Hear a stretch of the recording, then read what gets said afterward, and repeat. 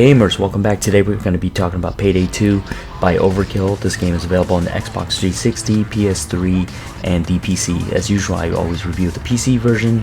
It is a sequel to the first one and a very nice upgrade to the first. A lot of improvements, a lot of cool stuff. We're going to go ahead and jump into the game and talk about how the game works and show you what the game's about. So the game starts you off at the loading screen. You can either play the game offline or online, depending on your, preference. The thing is, this game was designed to be online, so definitely try to take advantage of that. It's great online to play with pugs or with friends. If you have friends, it's even better. The offline version, however, I did not enjoy too much. The AI is kind of dumb. They kind of help you a bit, but they don't really do much. So definitely try to play online if you can. So in the beginning of each loading mission, you take a look at your group loadout. You take a look at what everyone has, what class everyone is, talk around, communicate. Best thing to do in this game is definitely communicate with your group and see what's available and what resources you have. So you start off at level 1, you don't have much, you can probably do small heist, and it's pretty simple once you know it because the layout's always different, it always changes. There's a little bit of variety to it, but you have to plan it out and see what you want to do. Aside from all the planning in the beginning, if you take a look at your inventory, you can actually do a variety of stuff. You can actually you can change your mask, you can also customize your mask, you can paint it, make it a certain material like concrete like I did with my mask, or put logos on it and spray paint in certain colors. There's 3 choices, which is pretty cool. Gives you a little bit of variety in what you want to look like to other people. And another thing is you can also have certain guns on you, and with the guns you can modify their mods, modify their grip, make it better however you want to do it, which is really nice right there for a bit of customization. Not too many guns though, but just a bit. As you unlock them, there's quite a few, but not too many. You also notice that aside from the guns and the modification of guns, there's also the armors you can choose as you unlock it when you level up. Each variety of armors has its use, its visibility, and how much it can withstand. And you're probably wondering how you can unlock these mods and these guns. Well, the way it works is as you level up, you earn more guns, and then eventually you unlock all the guns and you can modify them. In order to get the mods, the mask, and all that stuff, however, you have to actually beat a heist. When you beat a heist, you get these cards, 3 cards in total that you can choose from, and it flips around and tells you what you get. You can either get money, you can get a mask, you can get its color, or you can earn a mod. And that's pretty much your reward after finishing a heist. The rewards can be super rare, or they can be just the casual rewards you get. You'll never know. Aside from having the armors and the variety of weapons you can pick, there's also a tree class skills. You can either be a mastermind, a technician, enforcer, or a ghost.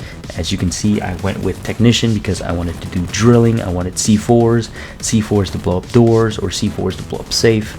So pretty much there's a variety of mixes you can do with your classes, and from there you can actually benefit your party or benefit yourself. I think about each skill tree is that they require amount of points you have to put in from leveling up, so you have to save up your points and climb up that tree, and to unlock other parts of the tree you have to invest in previous points. Another thing is each tree has a tier. There's 2 tiers. Once you unlock the second tiers, you also get a little bit of beneficial buff. It's either a buff for you or actually buffs for your party, so it helps out a lot depending on what you do. So you definitely want to take a look at your tree. You can even go hybrid because the max amount of level for this game is going to be 100, and it's hard enough to level at 50, so you can actually invest in more points in certain areas of the tree to benefit your group and benefit yourself. So some of my tip would be that if you're starting out the game and you want to do some quick heist, best thing to do is join games that are as hard as possible or as long as possible to earn more money.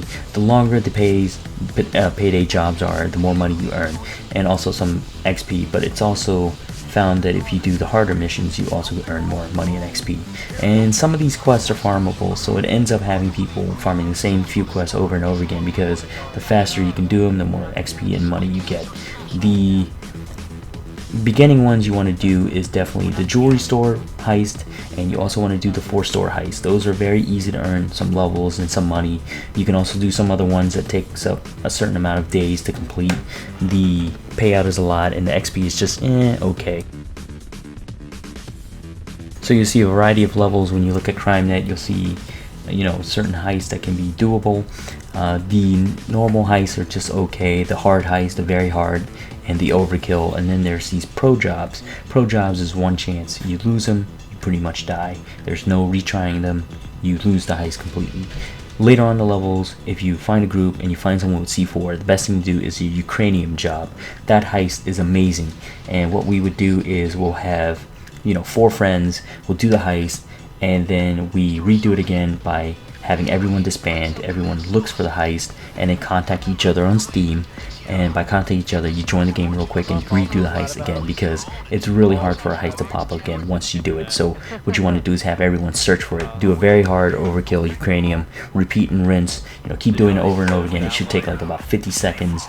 I'll show you an example of the heist right now a few times, how it's done, and you can probably teach other people to do it because it's a grindable one and it's the best one, which is unfortunate because everyone's doing these heists over and over again to actually earn enough money and XP, because it's slow, very slow to earn XP and money as you go up. And this quest is just so easy to do in 50 seconds that everyone just keeps overdoing it. So hopefully they might make it a little harder or something, don't know. Anyways, quick rundown of the gameplay. You pretty much can stealth a mission, or you can go balls to the walls and take out your guns and start spraying everyone. Definitely don't want to kill civilians because you're going to lose money because of that. The way this works is if you stealth it, you want to be careful of guards and cameras. Certain things will see you. If you have civilians, you want to tell them to get down and then hog tie them so they can't do anything funny like get away and warn the police. Once the police is warned though, the thing that's going to happen is you're going to get assaulted, and you're going to get assaulted hard. Cops are going to come out of nowhere. They're going to keep coming at you in waves, and you have to fend off the waves. There's certain types of cops. You've got shields that are annoying. You've got bulldozers that will run your group down, and you've got cops that are in fully armored, and when you try to shoot at them, they won't die right away, so you have to keep continuously shooting. So basically, it becomes a defense sort of game where you want to set up and shoot back at the cops. Another thing, like I mentioned before, that comes into effect for the gameplay is the variation of maps. It does come into play. There'll be things that are there, and if you play the map again, they won't be there next time, or the layout might change up a bit, so you might have to buy some assist to actually help you out. The asset, or actually the host buys the asset, and what that does is you can buy ammo packs that puts around the map. You can buy certain things to help aid you in accomplishing the mission easily, and this is all during the menu. So you might have camera hacking where you can actually see the cameras and paint out guards for the whole entire team to see. So there's a lot of variation to the game, and a lot of strategy and thinking, and a lot of things you can do in the game. Aside from the varieties of maps in this game, most of the interaction will come from doors and safes, and certain things you can do that will block your way. You can pretty much shoot at doors and unlock them. Nobody really does this, or not a lot of people knows this too. It has to be precise shooting on the lock. You can drill doors, you can shoot doors, you can hack them with the Ghost ECM, you can blow it up, you can pick the lock. So there's a variety of things you can do depending on the classes you have with you. Anyway guys, the voice acting for the game is decent. The graphics are alright, and the sound effects are it's pretty close. The thing I love about it the most is definitely the music to the game. The music is always heart pumping, so it's amazing. It fits the game real well, and of course the gameplay is always really fun, so hopefully more will be added to it.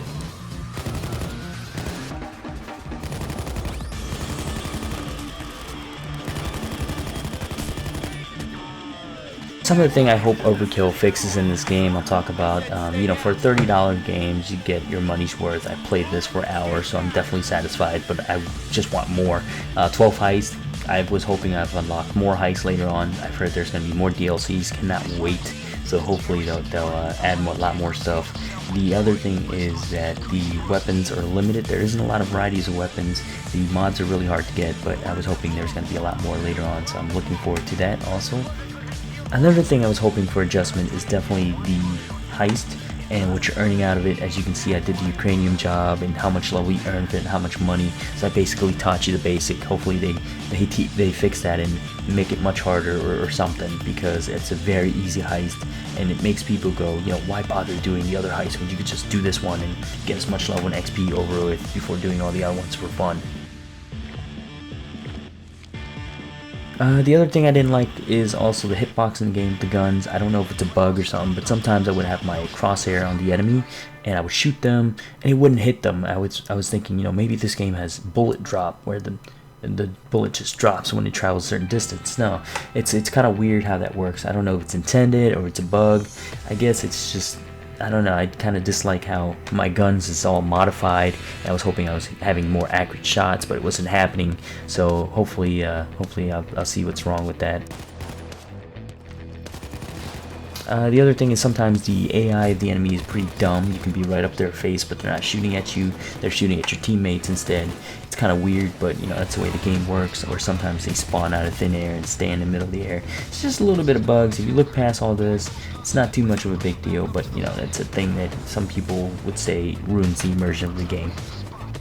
Oh, and I forgot to mention one more thing is you have to be careful with who you play with. Sometimes you'll get kicked for no reason by people, even though you're trying to do a legitimate heist and actually play with people. If things aren't going the way people want, they either leave the game or they kick you. That's the way it works. It's not fun, but you know what? It's the way it works. It depends on the community, so hopefully you won't run into any bad games. I did have a few bad games here and there, but most of the times, most of the games I play are always fun, and the people I play with are great. So just be careful with who you play with, and you know, block people that are assholes, pretty much. Aside from paying $30 and getting my entertainment worth out of the game, you know, I played it over and over again, got bored, so don't force yourself to play too much. You know, you want to play it as much as you can and enjoy it.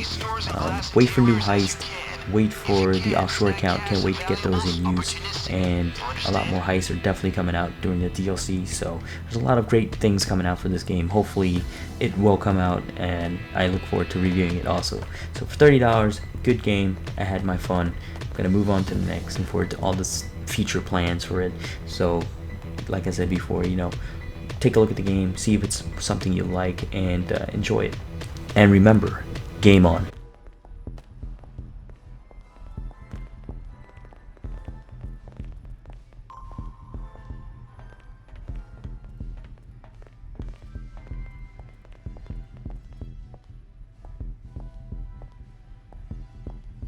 If you wreck quick enough, you'll be able to escape in the same van you came in. Alright, let's do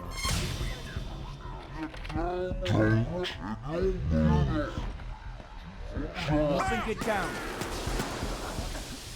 On the ground.